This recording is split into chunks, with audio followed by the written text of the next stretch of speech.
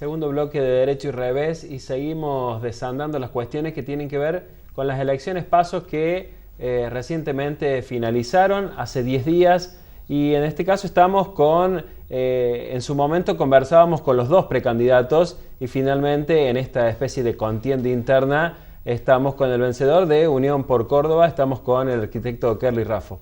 Kerly, gracias por venir, bienvenido nuevamente para analizar un poco qué ha dejado estas elecciones PASO. Bueno, Pedro, muchas gracias por invitarme. ¿Cuál es la primera conclusión o análisis que hacen en torno a la ubicación que obtuvieron y a la victoria también en esta interna, que era un paso para un escollo para salvar también? Bueno, yo creo que era el camino que estaba marcado, transitar una interna abierta, simultánea y obligatoria, que nos posicionó, en este caso a Unión por Córdoba, en el caso de mi persona, a ser el candidato hoy de Unión por Córdoba.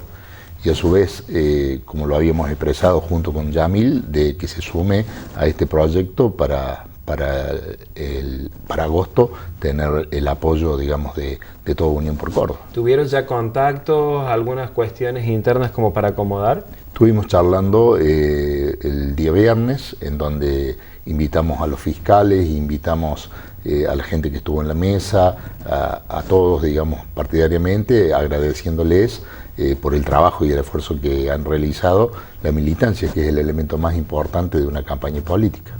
En las internas estaban en juego, en definitiva, dos modelos dentro del peronismo cordobés, ¿o van todos encolumnados dentro de lo mismo? Bueno, yo creo que el movimiento Unión por Córdoba está encabezado por nuestro futuro gobernador, en este caso Juan Schiaretti, y la figura presidencial de José Manuel de la Sota. Nuestro modelo apunta, como cuando lo debatíamos acá, a lo que significa planificar una ciudad que despegue al progreso, que tenga mucha más gestión y no olvidándonos de lo social. Y el transcurso de haber participado en estas elecciones nos da la síntesis de que lo social y la necesidad inmediata de nuestra gente prima mucho más sobre los factores de desarrollar una ciudad en base al progreso, en base a que sea el elemento esencial. Nosotros hemos transmitido esto a toda la gente, hemos caminado muchísimo en los barrios, pero nos quedamos mucho más en lo social y en lo inmediato, y no muchas veces en la planificación de lo que puede ser contar proyectos a futuro, y creo que eso es una enseñanza. El no apoyo explícito, en este caso, del gobernador de la Sota, de los candidatos a gobernadores y a vicegobernador, ¿influyó en algo en esta campaña? No, nosotros teníamos muy claro que cuando vinieron tanto José Manuel de la Sota, Schiaretti, Yarlora, nosotros en ese momento éramos dos precandidatos donde ellos tenían que mostrarse en un sentido muy amplio a la participación e invitar a la ciudad a que todos lógicamente lo voten en la próxima campaña de gobernador, y a posterior va a ser la de presidente. Y nosotros vamos a estar en el medio, en el 23 de agosto, llegando a contarles nuestra propuesta nuevamente a los vecinos para tratar de llegar a hacer conducción en Río Tercero. Lo veíamos claro a esto, no nos molestó a la de, digamos, que nos nombrara como precandidatos, ya que existían dos. A lo mejor si hubiera sido una sola la figura en ese momento, porque Unión por Córdoba no iba a internas, hubiera sido otra, pero también estoy convencido del hecho de que existir dos propuestas hubo una movilización interesante, ya que Unión por Córdoba logró 300 votos más que la última elección del 2011, Pedro. ¿Tenían expectativas diferentes en cuanto a los números? En cuanto a los números, nosotros habíamos realizado encuestas que lógicamente te dicen que no son del todo ciertas muchas veces, donde nuestra performance iba a ser mucho mayor a la que obtuvimos. Nosotros contábamos con un piso de 3.600 votos, 3.700 votos, y un techo en ese momento de 4.500, 5.000 votos. Bueno, la realidad indica que también había una diferenciación de otras fuerzas, que también son justicialistas, lo que sí nos logró posicionar dentro del primer lugar de la línea justicialista, porque tampoco creemos que los números de otras fuerzas sean números reales. Entonces, en el caso del radicalismo, creemos que no tiene esa cantidad de votantes en la ciudad de Río Tercero. Un 50%, digamos. Claro, un 50%. Más, creo que hubo muchas personas que participaron de esa interna que también pertenecen, en este caso, a otra idea o a otra fuerza. ¿El voto fue a favor de o en contra de? ¿Cómo evaluaron esa cuestión? y si en las elecciones generales se va a dar la misma corriente o caudal de votos que en las PASO, o las PASO no tuvieron nada que ver con lo que va a pasar en las generales. Bueno, si vos lo ves con lo que pasó con Delcel en Santa Fe, donde ganó una elección PASO por paliza y a posterior de ayer contar los votos de otra manera distinta, te hace ver que una cosa son las PASOs y otra cosa es una elección definitiva donde nosotros tenemos aspiraciones legítimas a sumar mayor cantidad de votos, ¿no? Las otras corrientes del peronismo han hablado, han estado en negociaciones, creen que se van a sumar. ¿Cómo va a ser ese conjunto de seis candidatos ahora? Bueno, yo creo que nosotros tenemos que seguir pregonando nuestra idea hacia dónde vamos y tratar de sumar la mayor cantidad de votos posibles, tanto del Partido Justicialista como de Independientes, mostrando la idea que nos lleva a una ciudad con mucha gestión, a una ciudad más progresista, o digamos tenemos la posibilidad de crecimiento en apoyo a las instituciones, como lo hemos venido planteando, y también llegando a los sectores independientes buscando su apoyo. ¿Está prevista alguna alianza con algún otro sector? Las alianzas siempre están abiertas en función, digamos, de los espacios que podemos ocupar. Nosotros creemos que tenemos que crecer mucho más para poder ser opción y bueno, vamos a estar trabajando en esto. Faltan todavía reuniones con mucha más base, con aquellos que están en los barrios para ver cuál es el camino a seguir, Pedro. ¿Qué tienen como fortalecido a esta altura, a prácticamente 2 meses de las elecciones generales, y cuál es la mayor autocrítica que han hecho como para revisar y mejorar hacia las elecciones?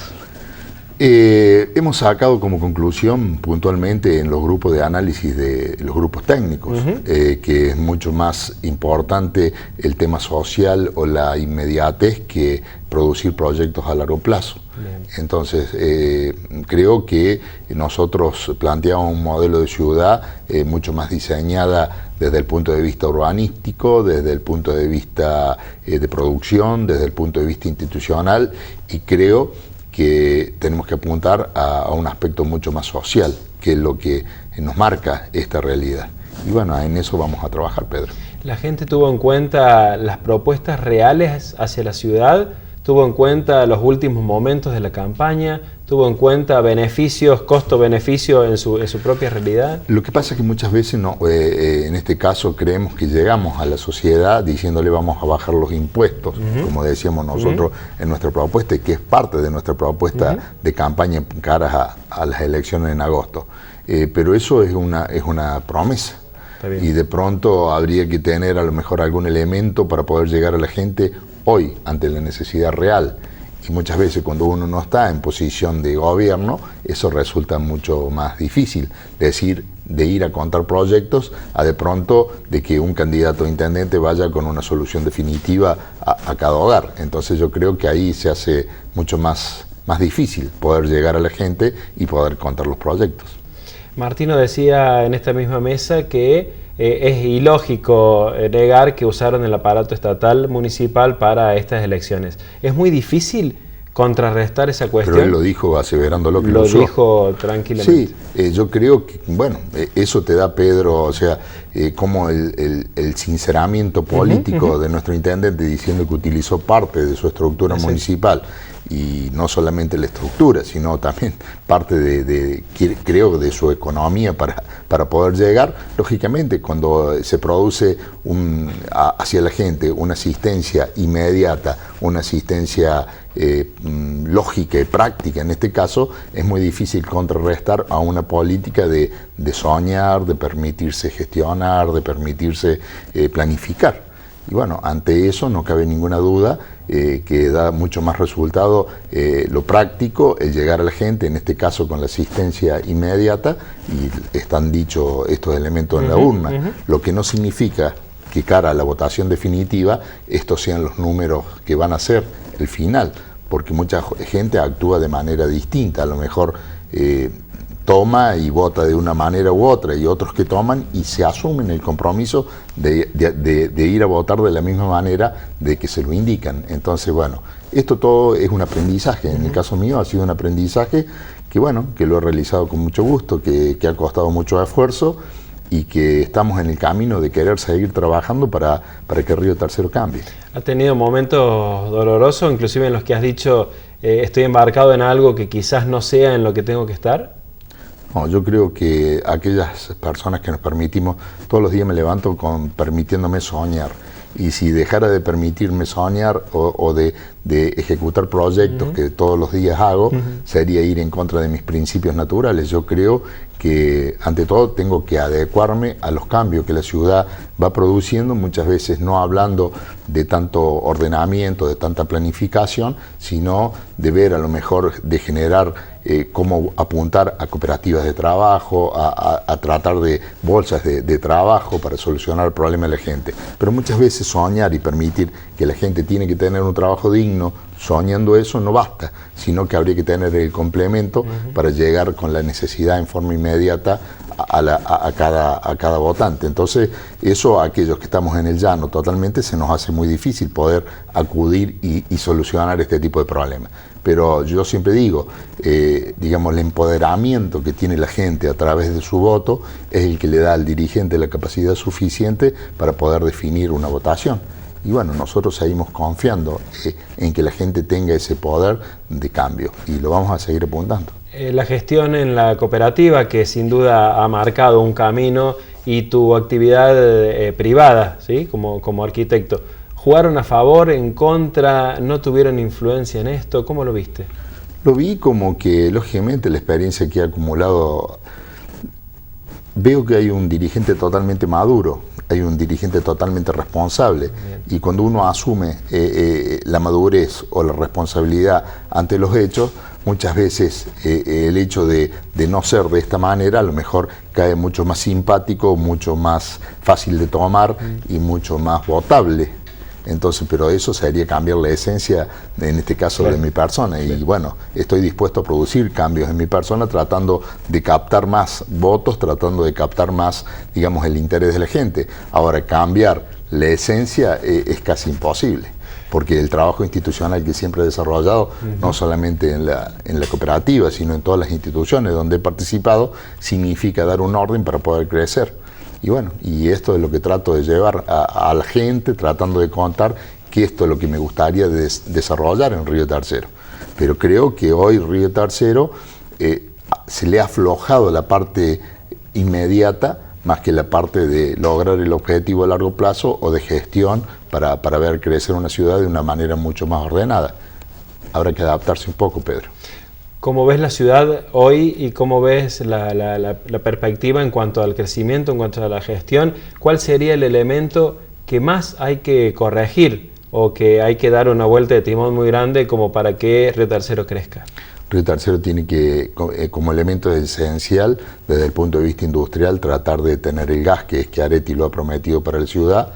Río Tercero necesita tener su hospital regional funcionando, tener el gas, tener las obras de infraestructura necesarias y de ahí en más apuntar al eje educativo para que justamente desde ahí posicionarnos para ver las necesidades que nuestra ciudad tiene y enseñarle muchísimo a todos y nosotros aprender cuáles son las realidades de la gente mucho más sentidas que la que uno piensa, Pedro. Y en eso está el aprendizaje que tenemos que hacer. Tengo que preguntarte, ¿el hospital finalmente va a ser una realidad? Bueno, yo creo que lo ha prometido Schiaretti en el 2011, no se cumplió en ese momento, ojalá que llegue a Río Tercero, porque uno de los ejes más importantes de la ciudad es esa atracción del punto de vista de salud que nos está haciendo falta para atender a nuestra gente y la de nuestra región, Pedro. ¿Cómo siguen estos 2 meses? Estos 2 meses, desde seguir participando y charlando con nuestra gente, a su vez visitando a las familias y contándole los proyectos que hemos desarrollado a lo largo de estos 2 o 3 años que venimos trabajando, y bueno, esperando que la gente tome nuestra propuesta y que no sea solamente un momento de efectuar un voto, sino que reflexione de la fuerza que tiene un voto para poder cambiar el destino de nuestra ciudad. ¿Has tenido llamados de otras fuerzas políticas? Sí, he tenido llamados de otras fuerzas políticas, pero nosotros creemos que estamos por Unión por Córdoba, nosotros creemos que estamos dentro de lo que significa el justicialismo y en esa línea vamos a trabajar, Pedro.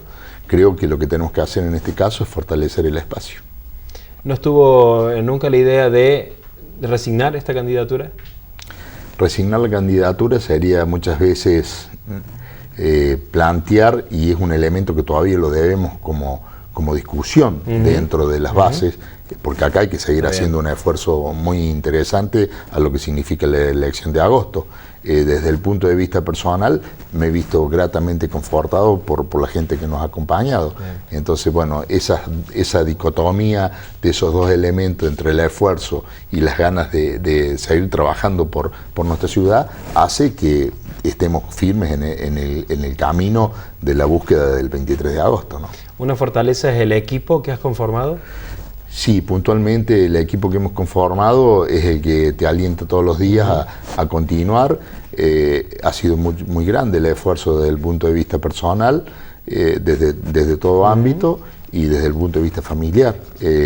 Lógicamente hay que planteárselo con el equipo para ver en qué tenemos que cambiar para que la gente nos preste mayor atención, Pedro.